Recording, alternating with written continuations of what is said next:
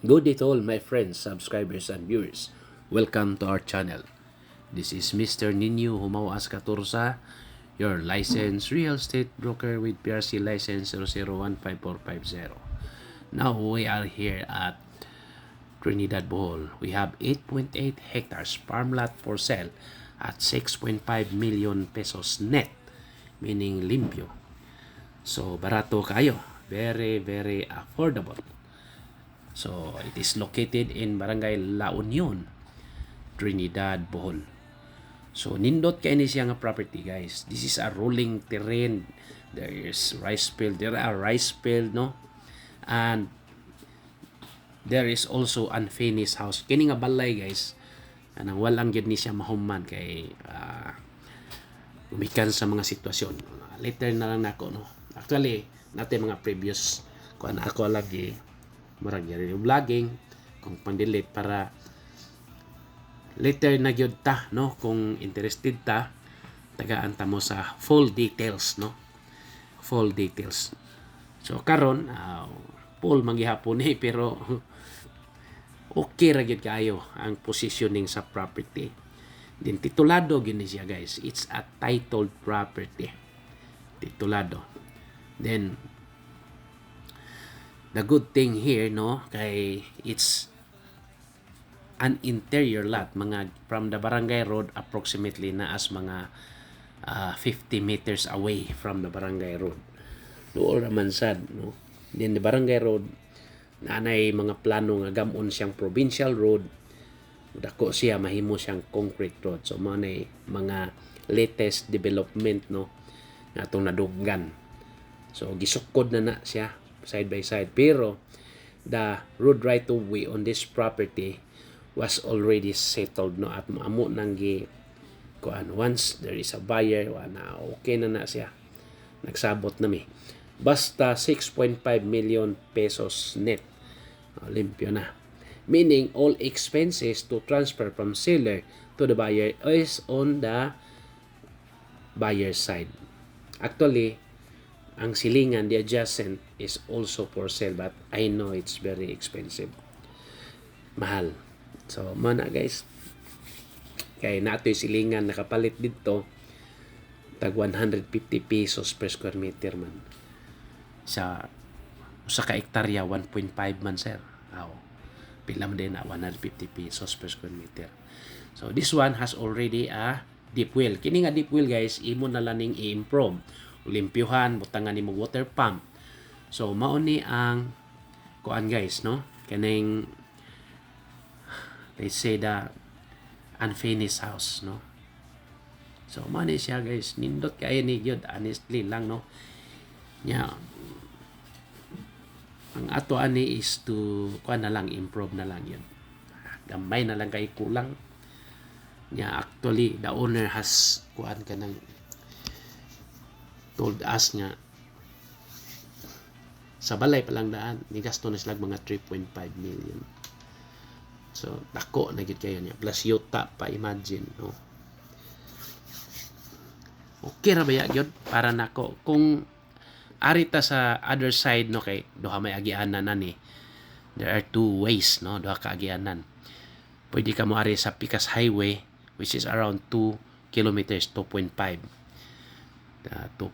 kilometers. Pwede siya diha, mga 2.5 kilometers. Then, ug alis Picas, layo-layo. Pero, diretso na po, paingon sa sentro to the town proper. Kato marag mo tuyok, pero dool sa highway. Pero kini, guys, honestly lang, no, nindot gini kayo.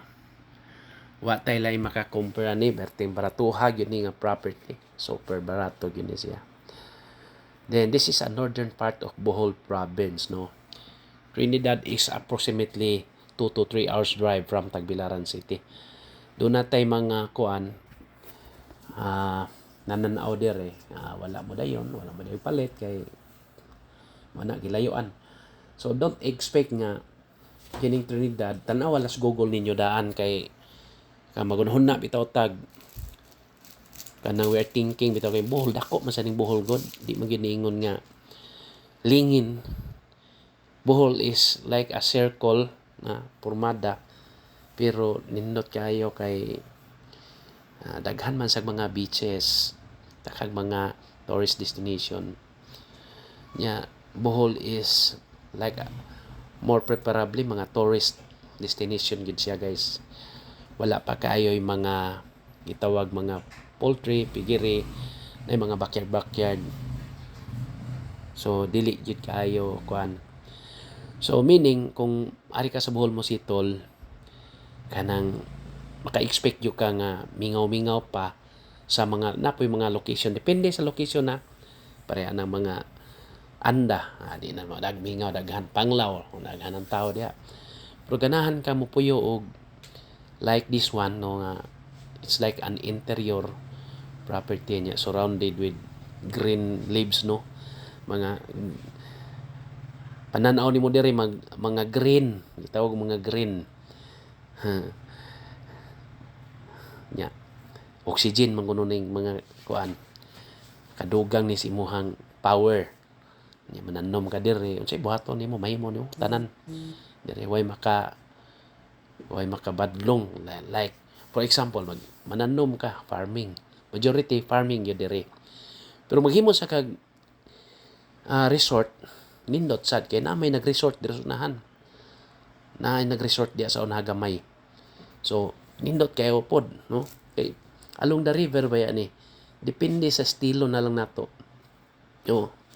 So na rice field, na coconuts, bambus, assorted trees na diha, almost everything no nya. Napagyoy mga kining rice field importante man nya kini mga bungtod-bungtod, mga elevated portion ba. So nindot kayo siya kini siya mga nipa no, nipa palm nang gamon nga para sa kanang atop roofing no, atong kuan kana bitaw maghimot tag balay ba, kanang native house mao to siya. Katong mga nipa may tawag na mo ana, nipa palm. Nindot kaya na siya guys, libre na kay apartments property ng uban ana. No, this is the kuan guys no, this is the kanang na the house no, unfinished. Actually may atop ni sa una guys, there was a roof on this house but due to the typhoon wala na wagtang. So man ni siya guys. So nindot kay ni nga property, honestly lang kung mo compare tag mga farm no, para nako kini one of the best nya. Imagine this is 8.8 hectares. So kini guys, depende na ni sa imong management no. You can do everything sa lugar no. Pwede ka mag-poultry, ibutang nimo sa laing nga side, magpigiri sa other side pod.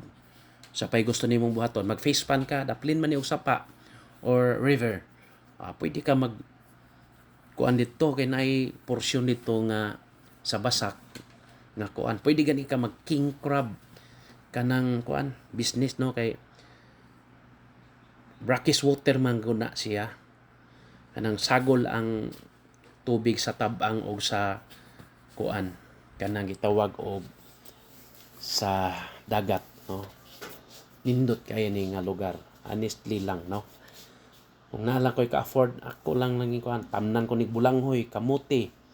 So you can plant sweet potato manang kamuti, bulanghoy mo tong gitawag og cassava or any kinds of kanang mga vegetables no.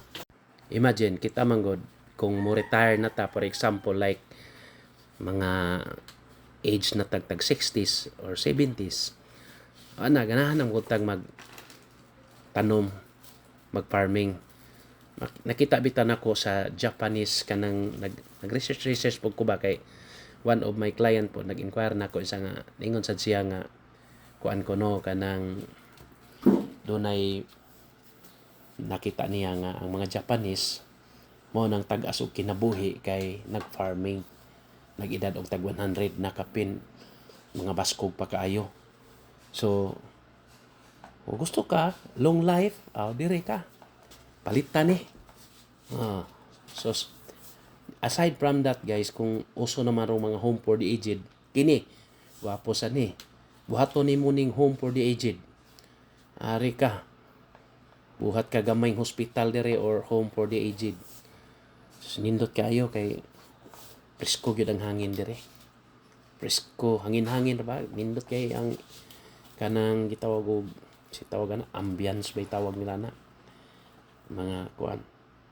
So environment ba nya kini laging green, surrounded by green leaves, oxygen kana guys, tambal kana, it's a vitamins na mo na no ya mga tao ganahan gyud mag farming, labi na ni danag mga batan-on pasyudad pa sila kay ganahan pa sila magsuroy-suroy. Sa ako nga side, hapit naman ko mag senior pod, ako ganahan ko ani sa gamon la kong supervisor dire, okay ra tamnan ko ning daghang dwarf coconut trees aparte pagkanindota. Ini as long as kuan jud able pa jud kamo farming dire guys, gwapo gini siya kayo. Again, the size is 8.8 hectares, titulado 6.5 million pesos limpyo, meaning kung ang buyer mo palit, siya na pagbahala pag-transfer. Ano'y problema man, kaya naman tayo lawyer, ani mo assess pod, no? Natay kaila, ika-suggest. Pero nasan mo inyo, labing maayo, pero siguro mag-coordinate na lang ta kay nakakuha naman guni sa abogado sa seller, na naman guni nila tanan. So, coordinate lang. Kung naamoy lawyer, lawyer sa seller, plus ako broker, magtinabangay na lang ta para wa tay daghang kuan ba kanang kisaw-kisaw. Kita nimo na gani ka imito, no, daghan siya mga kuan, napay mangga, kulang na lang yung gamay ni guys, gamay na lang ang imuhang kulang. So pwede sad ka mananom lang kamote gyud dire, gwapo sad yun, kamote, chamote, sweet potato. Wala gyud bato, perting nindot gyud sa yuta guys. Ako di ko kalimot ning farm kay pagtabok na ko atong basak bitaw katong kuan, natumba man ko nya, nakaligo sa ko gamay, okay ra gyapon, no. Nindot kay ni nindot ta buhatong mountain resort ni guys, usa sad ni. Although paingon ta nga, uy sudlunon man, ang primero nimong pag-adto layuan ka, sa ikaduha nimong adto balik-balik, duol ra man di ay mana siya, mani impresyon ana. Pero makapasalig ta nga kini legit og titulado o kini nga presyo, kung ibase gyud ni sa presyo sa uban, dako kay nig advantage kay barato gyud ni siya kaayo. Sa batanon pa ko ato sa una guys, katong video ha, batanon pa ko ato karon na tiguang na. Sige lang, at least kung mo inquire gyud mo ani, just message me, no, message me, add me to my Facebook account. Mingaw ang lugar, labi na og for example daghan sad mo sa inyong pamilya nya, gusto pud ka nga matabangan imong pamilya, pwede ra tatabangon nimo slag tanom diri, tamnon nimo kamote kay okay man gyud kayo ang lugar. So at least walay lain nga occupants, walay lain tao, no, ang igsuon ra, no, sa owner, only the brother. So kung tan-aw mo ani personally, again the price is 6.5 million pesos net. Yan ang 6.5, apil na nato atong mga kuan na road right of way, mga kuan. So nindot kay guys, uso ra baron ang fish pan baya pod. Ang mga gitawag isda sa tabang ba, freshwater nga like anang mga pantat, basta daghan nga klase nga tilapia, pwede na himuon mo diring dako nga fish pan. Apat dako ka og harvest. So mo na naka-advantage ani. Kay dako man ni nga yuta, pwede imong banhinon. Naka ditoy chicken farm, naka ditoy poultry piggery nya, naka fish pan. Kompleto gyud ang imong kinabuhi diri guys. Butangan nimo mga payag-payag dito. So okay na kaayo, pwede ka mag duck farm. Pwede daghan kay kag mahimo diri gyud. Super no. So pwede sa ka magpigiri. Marag namingaw-mingaw na marong ESF. Magpigiri ka diri guys, wag gyud makabadlong bisag sa kalibo ka baboy mo ibutang diri. Wag gyud makakuan. Ay maka badlong nimo diri. Nindot kaayo siya nga lugar, honestly lang. No. Nya kining Bohol manggod marag nag-improve naman gyud ang iyang location, iyang mga kuan, labi na ning lugar sa Trinidad kay nanay eskwelahan kusog kayo, daghan kay mga estudyante. So ang iyang economy ba sa Bohol, economy wa na nagtaas na gyud. So para nako maayo ang location sa Bohol, ari ka mo sitol, nindot jud kaayo no. Na may daghan ng sitol jud sa Bohol. Whereas kung ato ta sa ubang lugar, naman po'y mga maayo o ubang lugar sa Pilipinas. Depende lang sa imong ayo no. Ang Bohol naman ko'y airport po dito sa Panglao. Pwede sab ka mo direct na dito sa Hitape. So okay ra gyud kaayo kung makapalit ka diri guys. Basta labi na nung ikaw na nakay pension. So imo diri lingaw-lingaw na lang. Okay niya sa noong siya almost 9 hectares og mao ni mong lingaw-lingawan og farming, maugtas gyud ka kung ikaw rang usa. So dapat na kay mga gitawag og mga suhulan no. Na kay ni mga kuan coconut trees na siya no. Mao ni naka-nindot gyud ani guys na gani mga jackfruit no. So nindot mga green kayo. So again, the size is almost 9 hectares or 8.8 hectares at 6.5 million pesos net, no? Limpyo. Okay? Thank you very much and God bless to all. Happy viewing and thank you for watching and please subscribe to our YouTube channel. Bye!